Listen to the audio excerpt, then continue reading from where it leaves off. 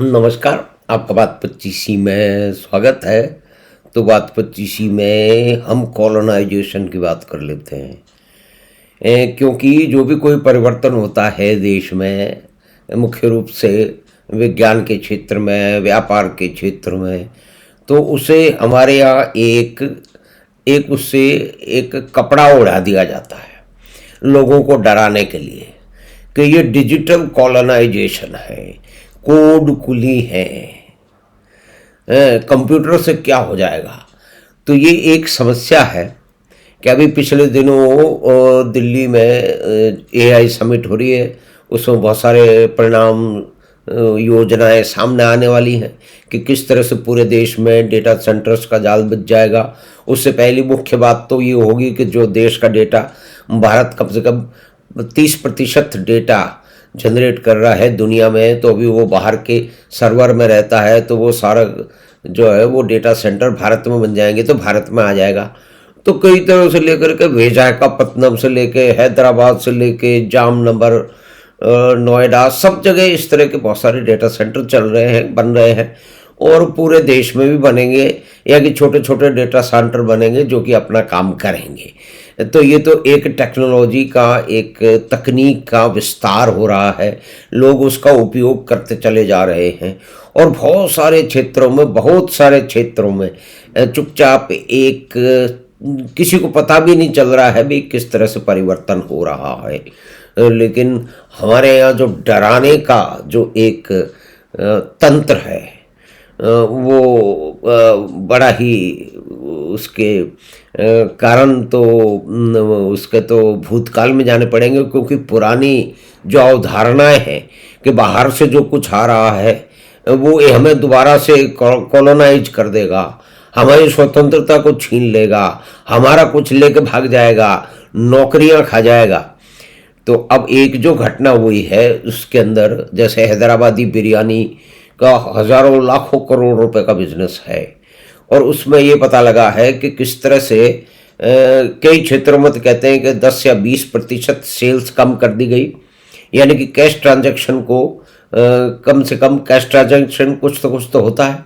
तो उस cash transaction पहले तो एंटर तो हुआ सिस्टम में, कोई आदमी आया, उसने ऑर्डर दिया, उसने कैश पेमेंट कर दिया, तो उस कैश पेमेंट की एंट्री कहीं किसी एक मशीन में तो हो गई, और उसके बाद में उनका लेजर बन गया, वे फला फला जो है वो आ गया, उसका कैश पेमेंट हो गया, 500 रुपये कैश पेमेंट हो गया, 800 रुपये का पेमेंट हो गया, 15-2000 रुपये का पेमेंट हो गया।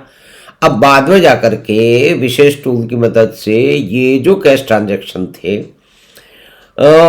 और दूसरी ये भी बातें हैं कि इसके अंदर अलग अलग जो है वो पैन नंबर से अकाउंट खोले गए हैं, उसमें पेमेंट हो रहे हैं, यानी कि संस्थान एक है, संस्थान एक है, लेकिन उसमें जो बिलिंग हो रही है वो अलग अलग तरीके से हो रही है।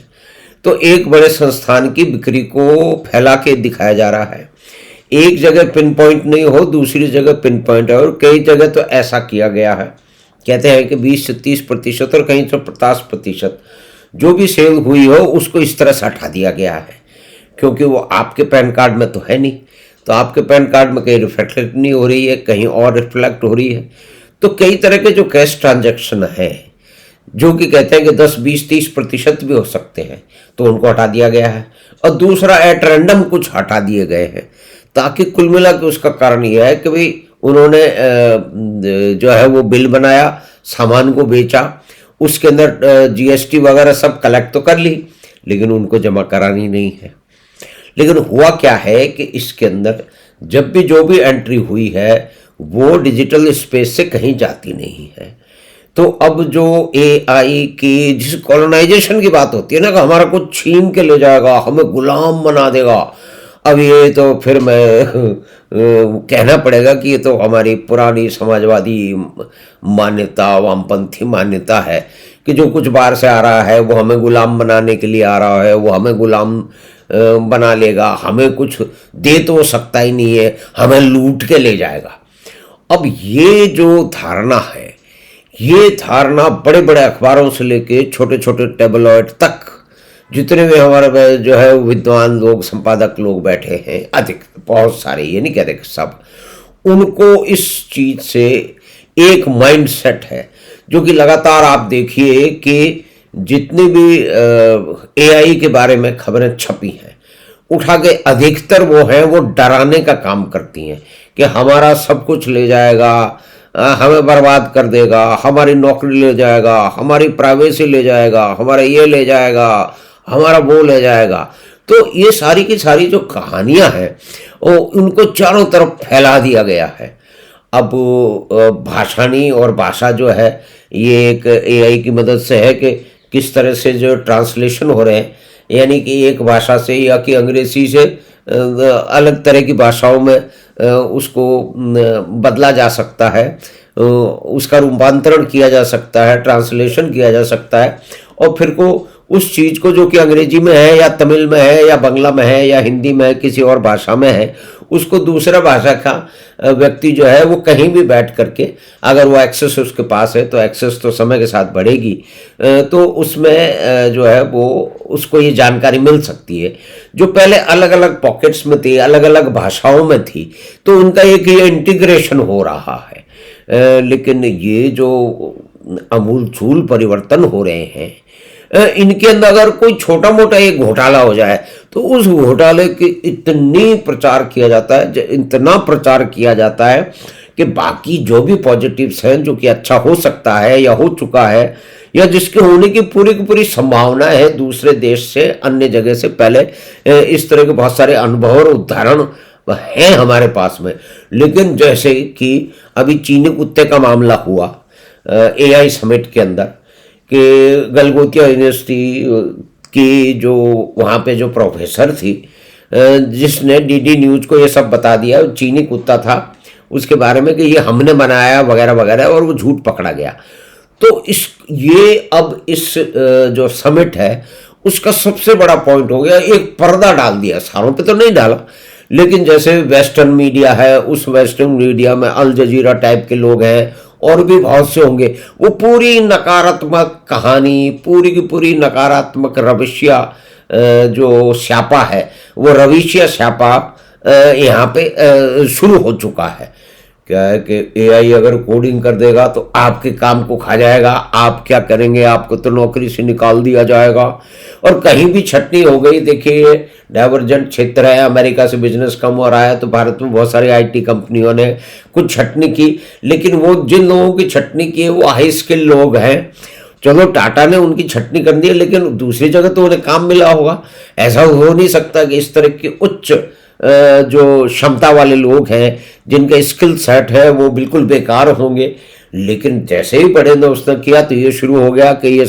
ऑटोमेशन हो गया, स्वचालन हो गया, ये नौकरी खा जाएगा, वो नौकरी खा जाएगा। यानी कि एक विरोध का तंत्र, एक नकारात्मक कहानी, यानी कि मरे की खबर लाना जो है वो भारत के बहुत सारे मीडिया के लोगों को बहुत भाता है। उन्हें बड़ा अच्छा लगता है कि हम ऐसी मरे की खबर लाएं और लोगों को डरा दें, बल्कि इस नाम ही हम लें कि आपको शिक्षा दे रहे हैं, आपको हम समझा रहे हैं, आप समझ जाइए कितना बड़ा खतरा हमारे देश के सामने आने वाला है, आपके सामने आने वाला है, आपकी नौकरी खा जाएगा ये एआई। इस तरह के चारों तरफ लेख फैल गए हैं। तो और उसके बाद में गरीबों के, किसानों के और मध्य वर्ग के दुश्मन के रूप में उसको प्रत्युत जो है वो किया गया है। और एक तरह से एक नेगेटिव एनवायरनमेंट एआई के बारे में, या भी कोई भी तकनीकी परिवर्तन जो इस देश में हो रहे हैं, नए काम धंधे हो रहे हैं, वो उनके विरोध में एक सांस्कृतिक रूप में, और ऐसा पक्षपाती लिखा जाता है कि ये भारतीय संदर्भ के अनुकूल ही नहीं है, ये तो सब कुछ गड़ जाएगा, ये विदेशी है। और सांस्कृतिक हमला भी माना जाता है कि हमारी संस्कृति पे हमला हो रहा है। पहले आप देखिए कि जब बीपीओ का काम शुरू हुआ था, अमेरिका का काम था, भारत को एक एडवांटेज थी कि करीब करीब 10-12 घंटे का फर्क था। तो अमेरिका में कोई व्यक्ति किसी कंप्यूटर के बारे में या कोई भी शिकायत करता था तो वो फोन था वो भारत में आ जाता था। अब वहाँ पे जो कुछ नाम प्रचलित हैं उन्हीं से वो अमेरिकन लोग बात करना पसंद करेंगे या कि उन्हें ठीक लगेगा। तो लक्ष्मी का नाम लौरा हो गया, तो यहाँ कह दिया कि ये लक्ष्मी जो है, जो रात को लौरा बन गई है, ये इसका पूरा मतलब त्रिशंकु बन चुकी है, इसकी संस्कृति खराब हो चुकी है। लेकिन वो एक स्किल सेट था, वो उसके काम की जरूरत थी। तो सकारात्मक जितने भी कार्य हो रहे हैं उसमें अधिकतर को नेगेटिव बना करके भेजा चला जा रहा है। लेकिन फिर भी जिस तरह से बिरयानी के कांड में ये सब घटनाएं सामने आई हैं, किस तरह से डेटा ने ये सब चोरियां पकड़ ली हैं, तो उससे आगे आने वाले समय में बेहतरी होने वाली है और ये जो नेगेटिव खबरों का एक जाल है ये टूटने वाला है। तो हमें आशा है